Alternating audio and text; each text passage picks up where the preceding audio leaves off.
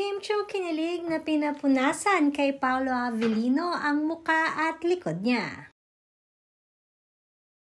Hindi na nga makapaghintay ang napakaraming Kim Pao fanatics para sa nalalapit na showing ng first movie na Kim Chiu at Paolo Avellino together na My Love Will Make You Disappear.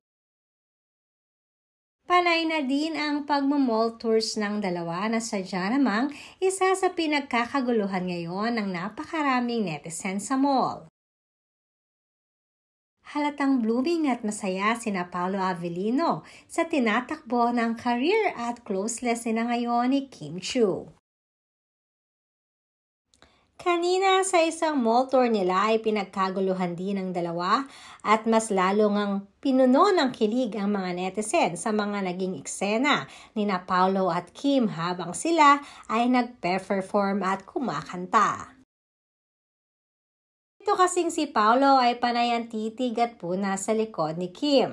At sa isa pang part ay sinabi pa nito na pumikit di umano si Kim Chiu. Habang pinupunasan ay nilapit ni Paolo ang muka na halatang hahalikan si Kim. Nakaagad namang inalis ni Kim ang mukha niya kay Paolo.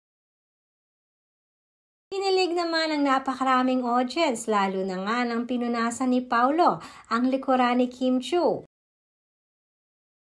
Nahalata nga di umano na iba na talaga ang relasyon ng dalawa ngayon.